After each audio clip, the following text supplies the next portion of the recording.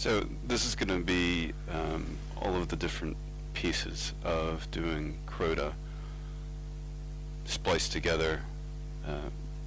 I've tried to trim out any of the unnecessary bits, but I wanted to leave in, importantly, you know, start to finish sections, so you can see exactly what I was doing if you want to try and do this yourself. As soon as I hit the ground here, I'm going to switch to my inventory screen and just check that my agility is high enough. It's been a while since I did Titan. Fact is, this is the first time I've done Titan for the, you know, Crota in a long time. So I'm not sure that that's high enough agility, but I figured the best way to find out is to try it, so I'm just going to go for it.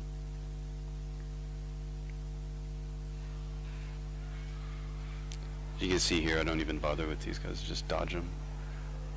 Steer a wide berth around that exploding thrall, and then do the old school jump, which of course you can get away with if you've got a high enough jump like a Titan does. For future reference, to be able to do that, you just make sure that you're going to leave that rock with the little point. You'll be able to see at your feet when you look at your feet. This bit, you just run to the edge, keep running until you can see the corner appear out of the murk. Not quite. And then you turn and right, go around that rock formation. There's a lamp, and on the other side of that lamp is a knight, so you just basically don't want to tip him off. Get close enough to the lamp to kick it off. Drop the darkness. Don't even mess with that knight, he won't mess with you.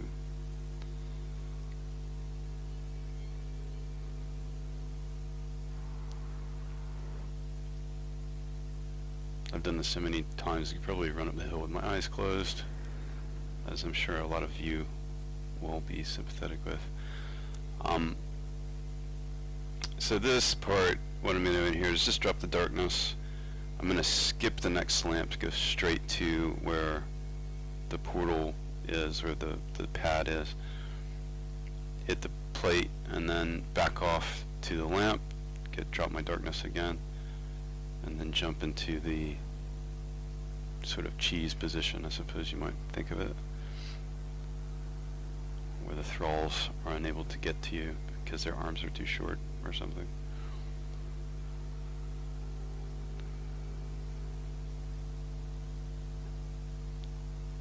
Yep, every now and then you miss the first one, right? So, and then due to the fact that the black spindle has such high impact, it's such gratuitously satisfying to land shots with it. So basically what I'm doing here is I had my view positioned so that I could see any ogres that might come from the far right. So I'm going to switch back to that view. You can see the dead lamp on the right hand side. That's what I'm looking for in that top right corner. And then on the left hand side, that's basically the whole area that the ogres might really approach from generally. So there's no ogres. The bridge is about to form. And I'll be listening for that bridge to coalesce. And as soon as it coalesces, I'll just get the hell on.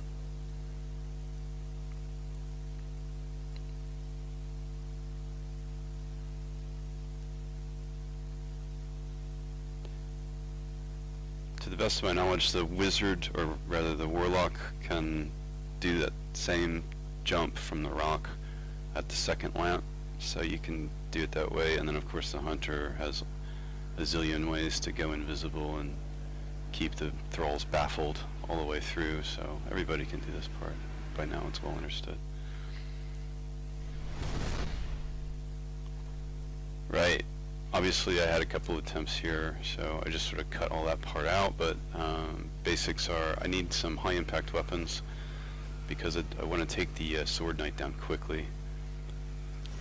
So I'm using Finalis Peril, I believe it's called, the banner pistol, and then this is Invective. And then this is just the traditional skip the bridge, where you jump from this plinth.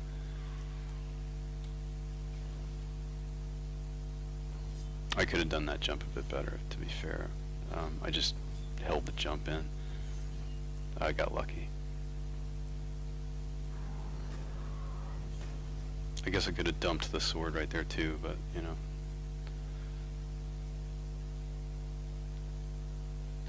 This, you know, is self-explanatory. Gets a little bit drawn out here because, unfortunately, I don't want to run out of ammo, so I switched to Icebreaker, which is a weak gun these days, but not for this level, obviously.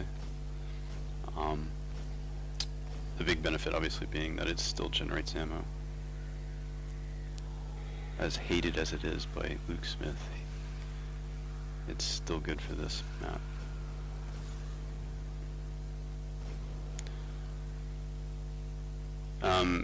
I didn't show it earlier, but I'm wearing Ruin Wings, so I want to obviously generate a bunch of heavy ammo, because what I'm going to do next is switch to Truth, get rid of Invective, switch to Truth, and then be able to get through the tunnel. I'll need Truth for all the Shriekers.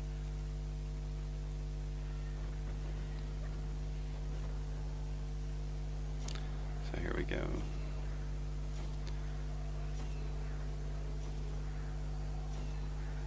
I'm guessing if I don't know, maybe next time I'll switch to Black Spindle to do that part, just to quickly take the ogres down. Fortunately, because of my light level and armor level, I just sit right there so I can look around the corner. Because of my armor level in this board, I can basically take the full brunt of the ogre eye blast for a lot longer than you usually would be able to. So I'm a little cavalier with my health, to be honest, but I think, you know, the whole time I'm thinking, well, I can get away with it, so that's why I'm not really worried about it.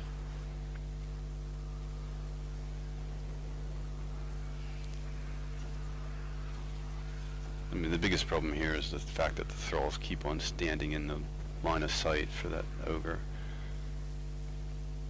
Basically switching back and forth so that I can get a clear shot at him.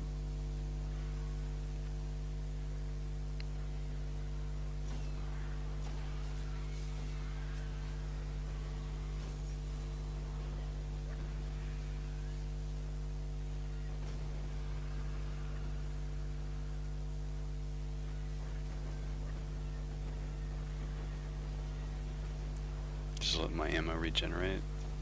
Take another couple of shots. Oh, I should have been able to finish in there.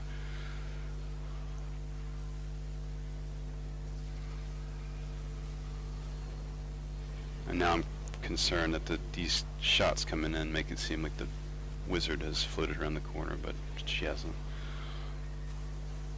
Because that could be a problem. And then again, we've got thralls in the way. So switch to the other side of the lamp again, finish the ogre, and then wait for everything to despawn.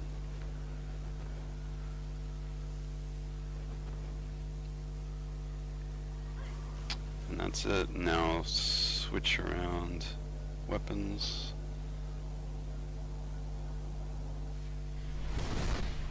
And I didn't bother showing it to you guys, but pulled out Truth and loaded Truth up. Okay, so in this bit, what I'm doing here is I've already had an attempt that didn't work, so I want to regen some ammo. Switch to Ruin Wings. This is a great spot for basically infinite mobs. So you can shoot these until you get your super up and until you get enough ammo. Doesn't matter. We're not really worried about the chest at the end of this corridor anyway.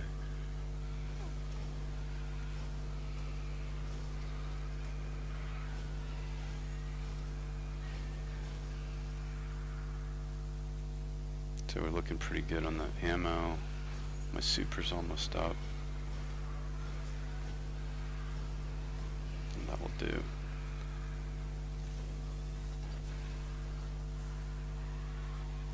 Okay, and so what I'm going to do is switch out of Ruined Wings, put on Helm of Saint 14.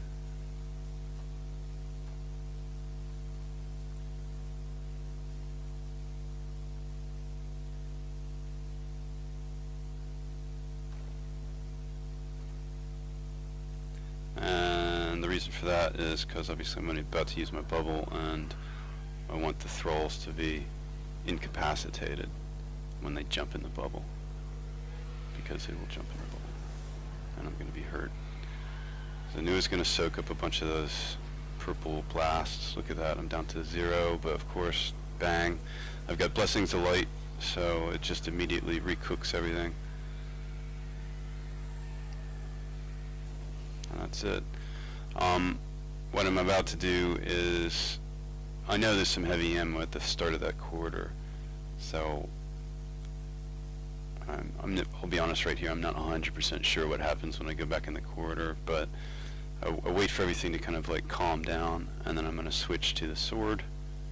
And this is basically a cheap way for me to kind of reload.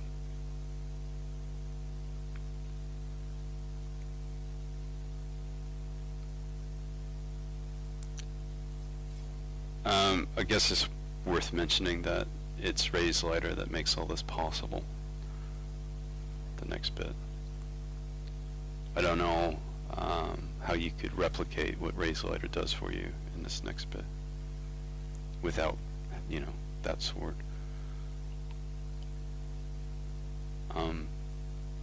The old tactics where you use Scalehorn still actually work. All that still works, so you could do that if you wanted to. But as you'll see, this way is quite effective.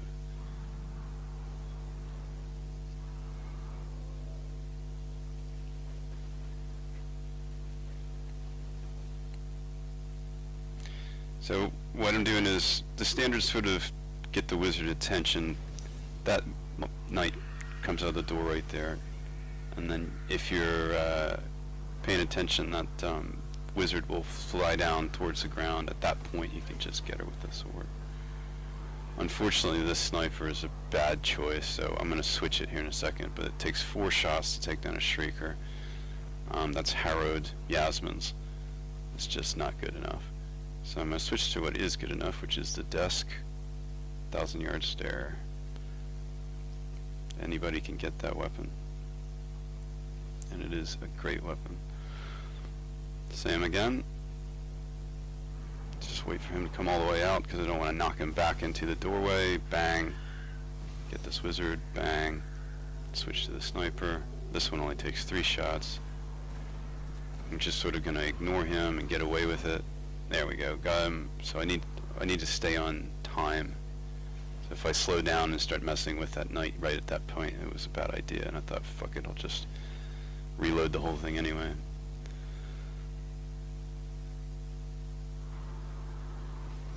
So in here, still got plenty of time. I mean, basically if the map's not pulsating, I know I have plenty of time, so I'm just going to use my time to take out some of these bigger mobs.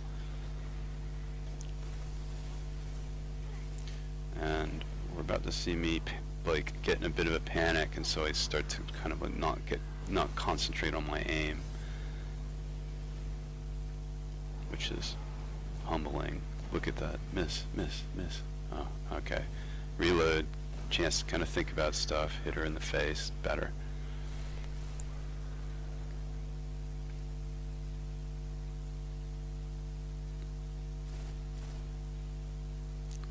This game is so often about just don't panic.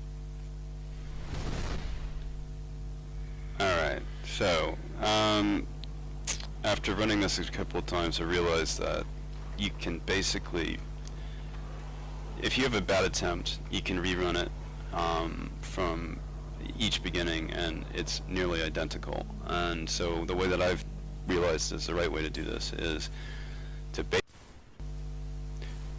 to take out all of the mobs first thing you want to do is focus on any of the ones that'll shoot. So the red bars in this case are the ones that'll shoot at you. I'm going to obviously be hiding behind cover judiciously while taking these guys out quickly. So you want to pick a weapon that'll one-shot them, ideally. And then once all of those red bars are gone, I will then take all the knights.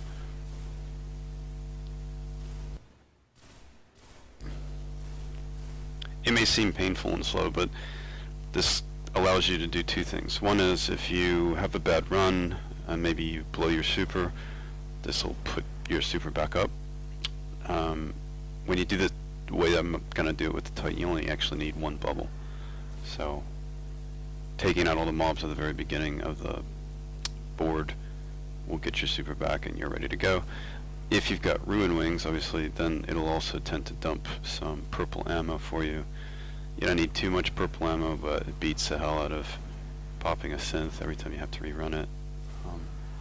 And potentially also have to waiting for a cooldown. So all those, be careful here. So what I've done is I saw that there's a mob on my radar that's just outside the door. So the trick there is you don't want any of those guys hanging around. If you leave any loitering, they will rush out and shoot at you when you're on the platform with Crota, which doesn't help anything.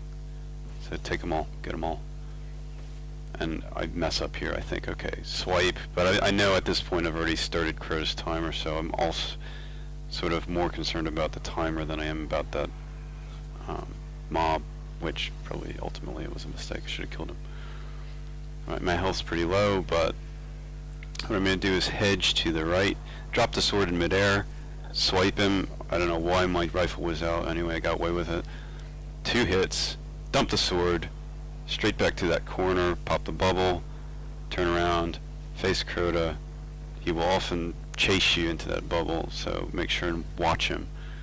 And then hit him one more time, just run up to him, hit him, and then pick the sword up, and then 2 more hits. So now, we've got 4 hits in out of 6 that we need. So I just need one more sword, and I'm going to take the opportunity right now to heal up. My health is pretty low. It didn't need to be that low. The approach was pretty bad. I've had much better attempts. That, in fairness, didn't succeed, but I've had much better attempts. And I'm getting better at this, so I know how to recover sometimes. So there's 2 things. One is the bubble will block, obviously, the boomer shots.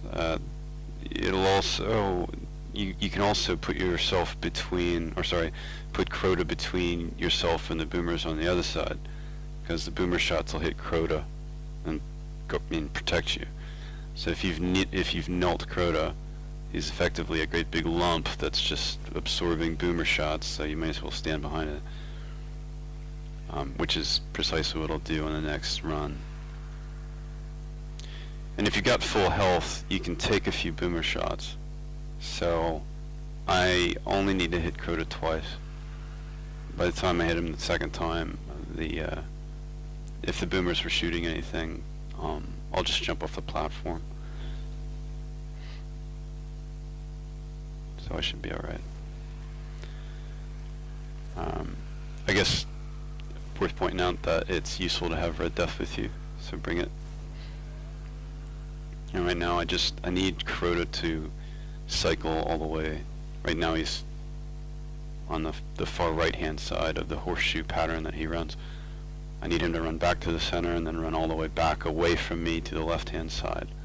So I'm watching for Crota to run across that bridge in front of me.